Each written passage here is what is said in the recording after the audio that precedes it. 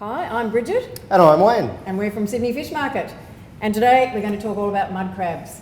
That's right. So let's start with how can you tell if a mud crab is any good? But first of all, how to pick it up. And I was about to say that. Why don't we start with how to pick it up? All right, pick it up from behind. You can see the legs are always tied up, and that's for a good reason. So pick it up from behind. And don't panic. Sometimes they do wrap their legs around your wrist. It gives you a bit of a shock. But that's fine. That's right. Most importantly, take these guys seriously. They can really injure you. They can take a finger off if they're mad enough. So just be very careful. Now, let's start with the beginning. What do we look for when we're going to buy a live crab? Okay. Well, the simplest and easiest way is, does the animal weigh what it looks like it weighs? Now, when you get a little bit of experience and you've bought a few crabs, you'll start to sort of put the pieces together. This little guy here is probably around 800 grams. Now, if it weighs 800 grams and it looks like it's going to weigh that, you're pretty well safe. The other thing to look for is the animal nice and aggressive? Are the arms strong? Are the legs nice and strong? The Basically, little gaps, is it moving and yeah, showing is a it bit of moving? life? Does it look like it's all right? If it's not doing much, then you can sort of look for another one. Do the eyes move around much? Is he attentive? In this case, it's a she. Let's just cover that actually, Bridget. Yes, How do you tell between a male and a female? Is there a difference when you're cooking them? We'll show that, but we should explain why he's not moving. That's probably right. The reason for that is when you're buying mud crabs, you should be buying them live. So what do you do with a live mud crab? The best thing to do is to follow the RSPCA guidelines and pop it into the freezer. So about 45 to 60 minutes in the freezer, not long enough to freeze it, but just enough to send it quietly off to sleep. So that's what's happened to this one. So let's have a look at this one and you'll be able to tell the difference. So here, this one's got a V-shaped flap. This one you can see is a lot wider. That's the U-shape. So this is the boy and this is the girl. That's right. Probably why she's so lovely. That's right. She's lovely, isn't she? This is to carry the egg sac. So often often people will go for these guys in the hope that there's some roe in there that they can add to their cooking. So the females have a little bit of a reputation for being popular, but really there's not much in the meat, there's not much difference. No, but actually it's interesting. The best meat is usually in the claws, the big claws. That's right. The body part, the meat's okay, but it's a little bit coarser, so the legs are really highly prized. That's right, and look for that too. When you're buying your animals, make sure that they've got all their legs and the claws are intact. There's no great punctures in them or bits missing. Try to find a really nice, good example. And you don't want any black marks or anything around the joints, do you? No, so well, the legs intact. But that's right. You just want a nice, good, healthy-looking animal. You want to see that that he or she's been eating well and they've been gnashing lots of stuff up in their claws. But we've got some really good examples here today. Yeah. All right, now let's start with the live one. If we need to store it, because it will actually survive outside the fridge, what we can do is just get some damp paper towel.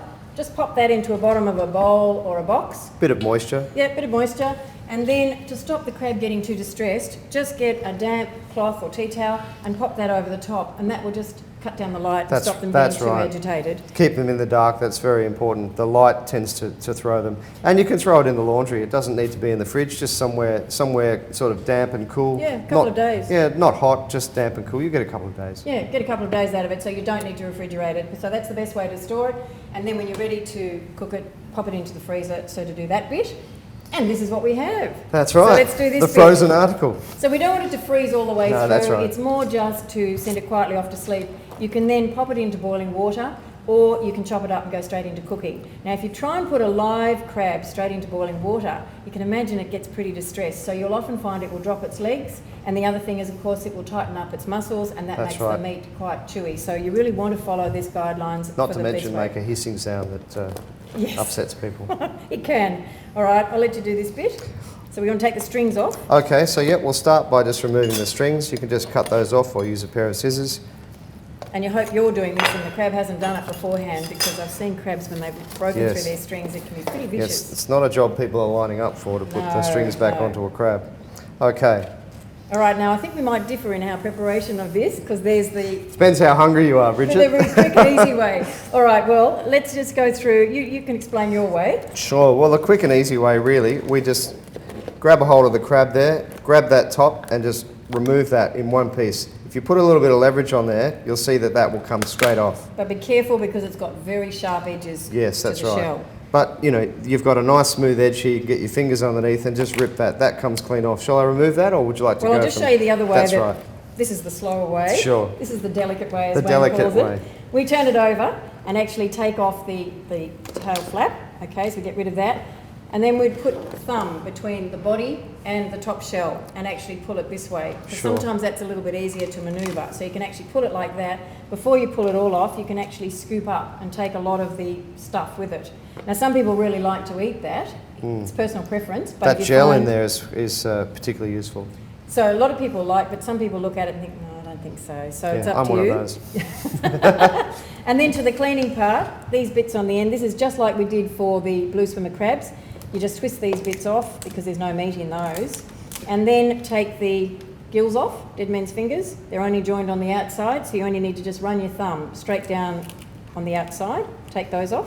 And you So easy, isn't it? really easy, and actually we hope when people try this, they say it is easier than they thought. Yeah. Same thing on this side, because I see people sometimes taking them off one by one. It'll take you forever. Just run your finger Just down rip the those side. suckers off. But you do need to get them off because they will be a bit bitter if you leave them in.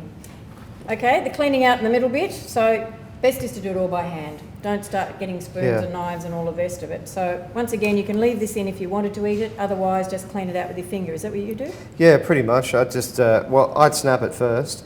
Now, some people need to cut it. Okay. So just, we All right, might go through well, the let's cutting cut it. process. Now, an Snap important it, thing cut when it. you're going to cut, put a damp cloth or paper towel under your chopping board because you want to be anchored down because these little suckers can be really slippery. They so can. You don't want it flying across the you floor. don't. So you can snap them in half, but if you do need to do the cutting, you can just put it down and then sort of whack it. That's it. Well, you can whack it. I always find if you use the chopping board as a bit of a pivot, you can just lower the knife down and cut right through there But you can fairly see easy. how slippery they are, so be very careful. Nelly shot and make through that sure one. your knife is sharp. Okay, the next bit.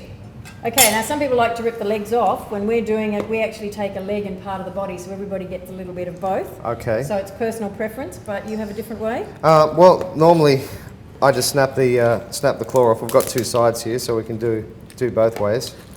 I'll just chop that because I've busted that already. So I just chop that leg off. And if you're going to be wok frying, I always just give it a quick whack with the back end of the knife just to break those open. Or you can use a nut or a cracker. Or yeah, the nut cracker. But when you're here and you're doing it, just whack, just break all that area up. That allows the heat to get in there and cooks it. Yep. A lot of the Chinese chefs I've witnessed over the years, that's how they do it. Segment it here. You've got two legs. Just run the knife straight through the middle. And follow the contour of the crab, because have a look at this. This is the natural slope. So when you're cutting, make sure your knife follows that contour, because I see a lot of people going this way. They go up over the high side, and then they come down on the low side, and then the handle hits the chopping board before they can actually cut through the meat.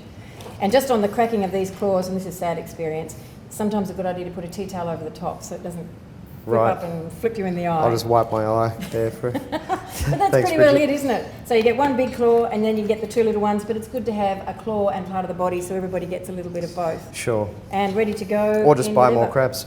There's always that.